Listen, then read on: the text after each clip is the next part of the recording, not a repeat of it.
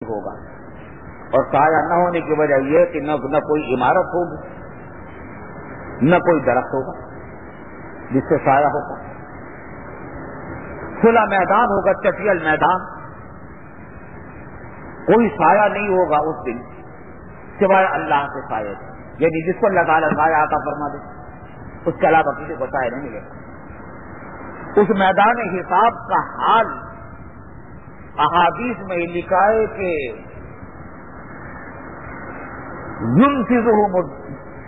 یسمعهم الداعی وینفذهم البصر، میدان حساب میں جب جمع ہوں گے تو خوف اور دہشت کی وجہ سے لوگوں کا یہ حال ہوگا کہ سناٹا چھایا ہوگا پورے مجمع پر، حالانکہ اربوں کھربوں انسان ہوں گے، کھربوں۔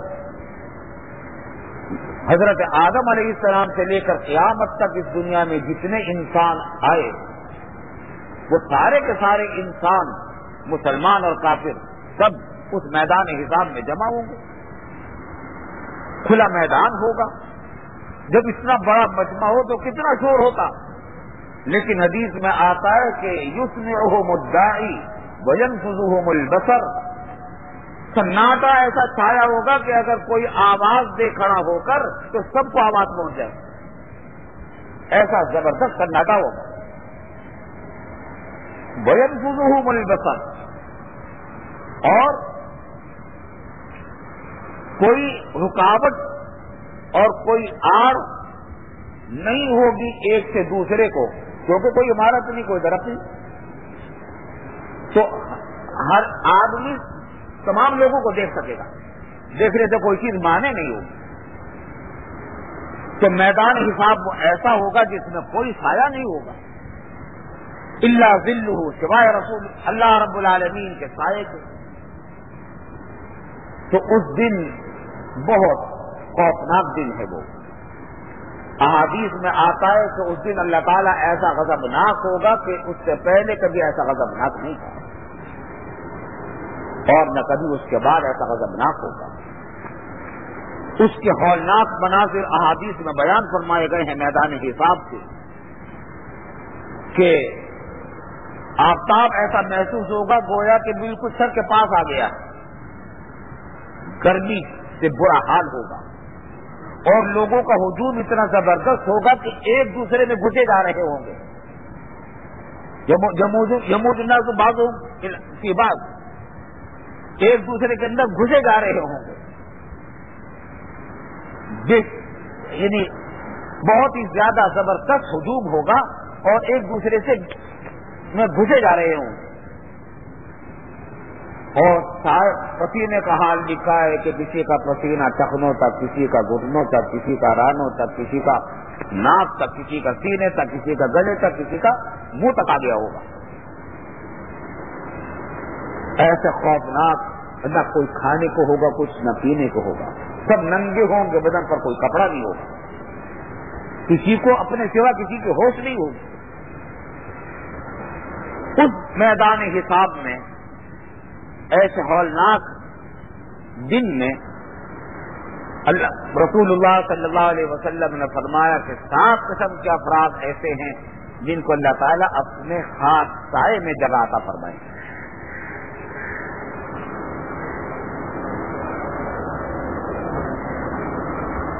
اپنے سایہ کا کیا مطلب ہے کہ ایسا سایہ جو اللہ تعالیٰ نے پیدا کیا ہوگا انہی لوگوں کے لیے۔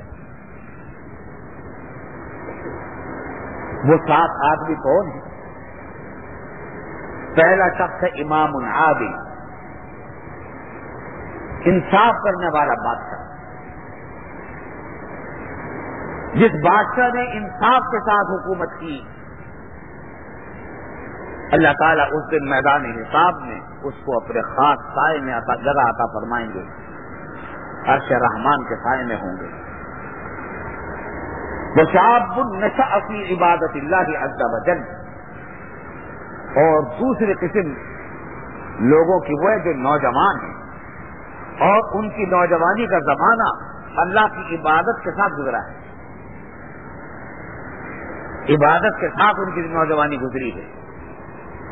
ایسے نوجوان کو بھی اللہ تعالیٰ میدان حساب میں اپنے خاص سائے میں جگہ عطا فرمائیں گے. اور تیسرا وہ شخص کہ قلبہ معلق بالمساجد، اس کا دل مسجد ہی میں اٹکا رہتا ہے. کیا مطلب؟ مسجد میں نماز پڑھ کے واپس آیا تو دل مسجد ہی میں لگا رہتا ہے،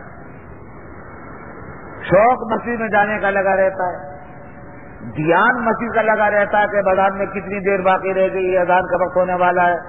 اپنے سارے کاموں کو وہ تابع کرتا ہے مسجد کے اوقات سے.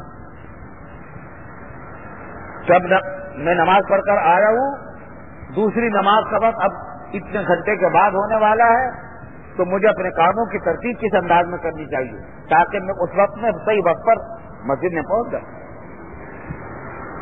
تو اس کو شوق بھی لگا رہتا ہے مسجد میں جانے کا، دھیان بھی لگا رہتا ہے، فکر بھی لگی رہتی ہے، اور اپنے اعمال کو، سارے ٹائم ٹیبل کو وہ اپنی مسجد کے وقت کے تابع کرتا ہے.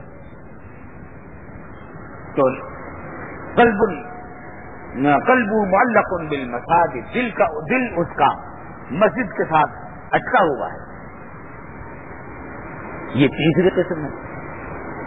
اور چوتھی قسم وہ لوگ ہیں دو جو آپس میں محبت کریں اللہ ہی کے لیے، اجتماع علیہ وتفرقا علیہ، جمع بھی اللہ کے لیے ہوں اور الگ بھی اللہ ہی کے لیے ہوں، ان کی محبت اور دوستی اللہ کے لیے.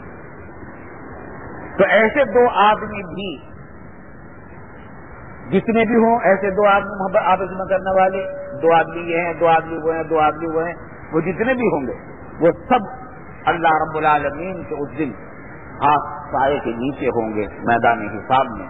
حاصل یہ نکلا کہ اللہ کے لیے محبت کرنے والے لوگ جو ہوں گے وہ عرش اللہ رب العالمین کو اس دن خاص سائے کے نیچے ہوں.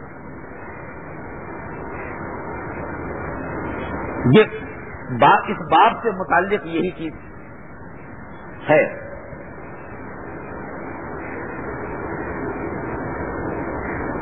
پانچواں شخص وہ ہے کہ دعتهم امرأة ذات حسن و جمال، کسی حسن و جمال والی عورت نے اس کو دعوت دی گناہ کی، کسی شخص کو، کسی مرد کو. حسن و جمال والی عورت ہے اور وہ دعوت دیتی ہے گناہ کی، مگر وہ اس کے جواب میں کہہ دیتا ہے کہ انی اخاف اللہ، میں اللہ سے ڈرتا ہوں، مجھے اللہ کا خوف ہے، باز رہتا ہے گناہ سے.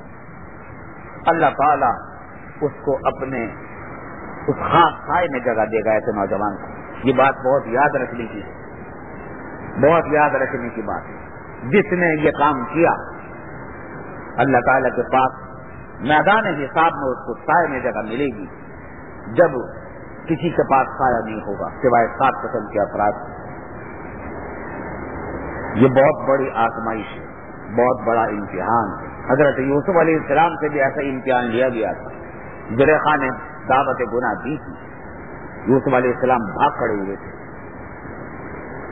تو یہ شیوہ پیغمبری ہے، نوجوانی میں گناہوں سے بچنا پیغمبروں کا شیوا ہے. تو ان کے ساتھ جتنی بھی مشابہت کسی کو نصیب ہو جائے بڑی خوش نصیبی کی بات ہے.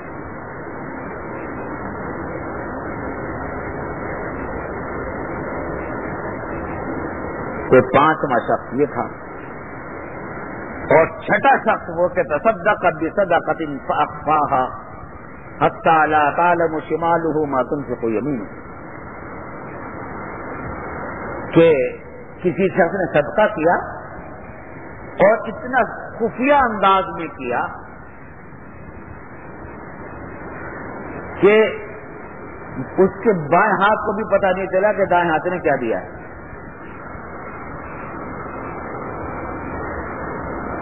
ظاہر ہے کہ ہاتھ کو تو کبھی بھی پتہ نہیں چلتا.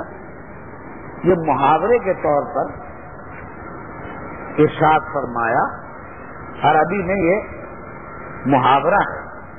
جب یہ بتانا مقصود ہوتا ہے کہ کسی شخص نے بالکل خفیہ طور پر کیا تو اس کو کہا جاتا ہے کہ نہیں دائیں ہاتھ نے جو کچھ کیا بائیں ہاتھ کو بھی خبر نہیں ہوئی. مطلب یہ کہ مکمل طور پر خفیہ طور پر کیا، کسی کو اللہ کے سوا خبر نہیں ہونے دی سوائے اس کے جس کو دیا اس نے، اللہ کے راستے میں صدقہ دے دیا اور کسی کو خبر نہیں ہونے دی، اللہ کے سوا کسی اور کو نہیں خبر ہوئی۔ تو ایسا شخص بھی اس دن ان 7 قسم کے لوگوں میں شامل ہوگا، ایسے تمام افراد بھی عرش رحمان کے سائے میں ہوں گے۔ یہ 6واں شخص ہے، اور 7واں قسم ان لوگوں کی ہے، 7واں شخص وہ ہے اور 7ویں قسم ان لوگوں کی ہے کہ رجل ذکر اللہ خالیا ففاضت عیناہ، کہ اس نے اللہ کو یاد کیا، اللہ کا ذکر کیا، اللہ کی یاد آئی تنہائی میں اللہ کو یاد کیا، لوگوں کے سامنے نہیں، تنہائی میں اللہ کو یاد کیا، ففاضت عیناہ، بس اس کی آنکھیں بہ پڑی، یعنی آنکھوں سے آنسو بہ پڑے، اللہ کی محبت میں یا اللہ کے خوف سے، اپنے گناہوں پر ندامت سے، یا اللہ کی محبت سے، اللہ کے شوق سے اس کی آنکھوں میں آنسو بہ پڑے۔